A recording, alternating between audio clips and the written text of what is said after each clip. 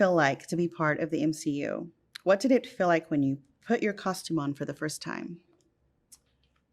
Being part of the MCU, honestly, is still kind of a bit surreal. I think just because I was a fan of the Guardians films specifically, first and foremost, and from the outside looking in, it was this kind of big, scary spectacle, and then it was a really lovely surprise to come in and be welcomed with such open arms, and then discover that the big, scary spectacle, and then to discover that that kind of big, scary spectacle is actually a set full of lovely people who have so much fun, while they're working, was a really, really lovely surprise.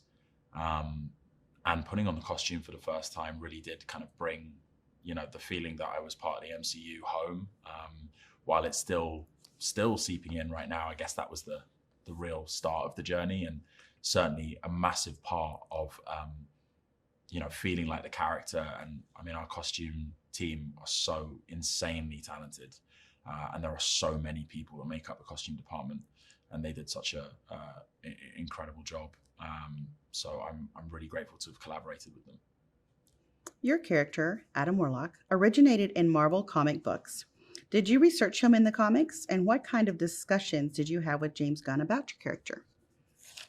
I was really fortunate when it came to playing Adam Warlock that obviously the character is sort of pre-established, and given that he appears in the comics, there is kind of immediate sort of research material available to you.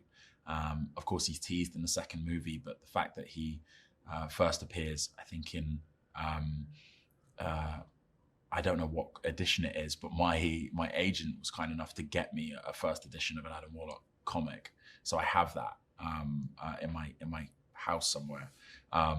But being able to read that among other comics that he appears in, and reading about also some of the kind of fan fiction around Adam Warlock was really, really helpful. The internet was a really great provider in that sense as well. So between the comic and what the fans had produced online, a lot of my research was done for me, and then it became about kind of collaborating with James and having our two visions align over who Adam would be. And we settled on this idea of this being his kind of introduction, obviously, and the portrayal of the character in his infancy, as a kind of young person entering the world, trying to sort of carve out, the sort of person that he wanted to be, and what side of the line he wanted to stand on as far as good and evil is concerned.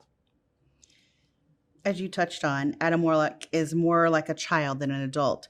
As an actor, how did you approach bringing a childlike quality to him, and what was the most challenging aspect of that? Yeah, I think playing the kind of childlike aspects of Adam's characteristics, just allows you to kind of return to that kind of imagination-led sort of childlike fun that I think, is how I kind of got into acting, and to a degree how we all kind of engage with acting. I think, in some ways it's a psychological process, so you have to sort of think about, the formation of your characters, I think, from a kind of childlike starting point.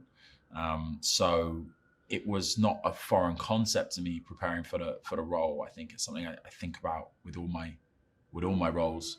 Um, but playing the childlike qualities of Adam was fun. I think that's where a lot of the humor lied. And then I think it was about trying to manage, in a relatively short period of time, a kind of maturity arc, even in the context of this first movie, where, through his contact with various people and through various experiences in the film, he matures over time. What was it like working with the established cast? Was it helpful to have your process with them around? Massive. I mean, invaluable, honestly, to have people as experienced as the, Guardians Legacy cast are, offering you advice and, helping you out, and being able to speak to, really particular things about what it's like to shoot movies of this nature was huge for me as a young actor coming in, and being the new guy. I really, really lent on them. Chris, especially from day one, was uh, so supportive, and was in every sense a leader and a role model on set. So I was really grateful for him in particular. But everyone was fantastic to me, honestly, and they really kind of made me feel part of the group while we were shooting. How did the practical sets inform your acting? I don't know if I've ever been on a film with more impressive practical sets than this. Just amazing. I think the assumption is that there's a lot of green screen. You're doing kind of virtually everything against a blue screen or a green screen. And I got to say, it's wild to be in scenes of this nature and have sometimes 90% of the world around you kind of practically there, physically there. And the way the camera team kind of embed themselves into that set and kind of sort of blend in. You can really immerse yourself in those worlds. And, our art department are just nuts talented. It really blew my mind.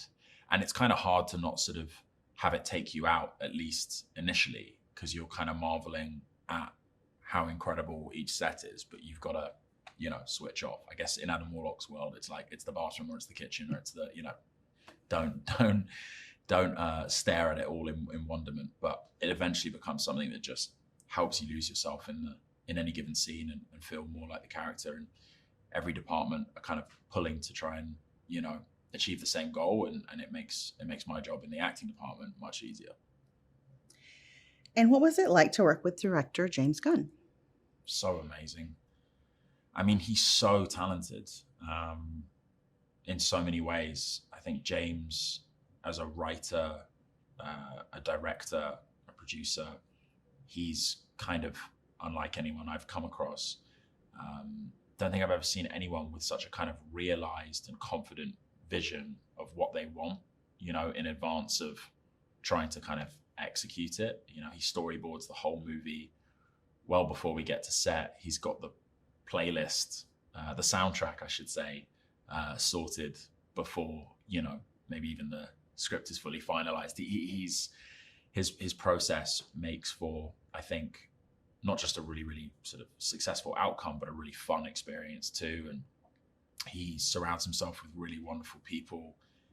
It's a prime example of the fact that you can make a movie on a certain scale under a certain amount of pressure at a certain level without compromising on the experience for the people who you're working with and the well-being of those people.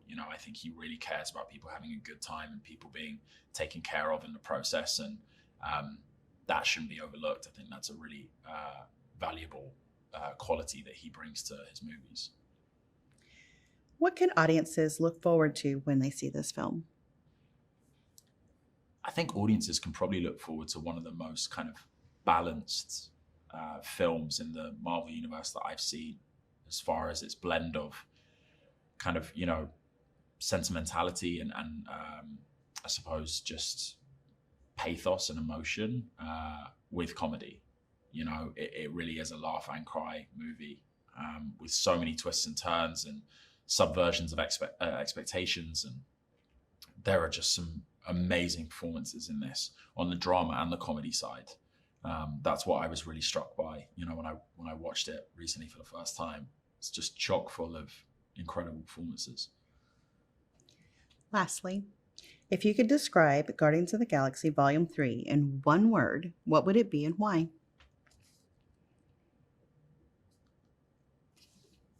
I think if I had to describe Guardians of the Galaxy Volume 3 in one word, it would be climactic.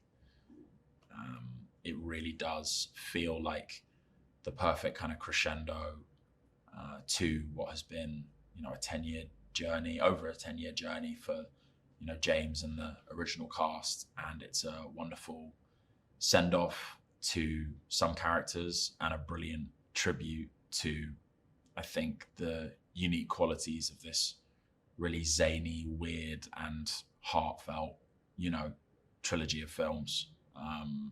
It's kind of the perfect last note.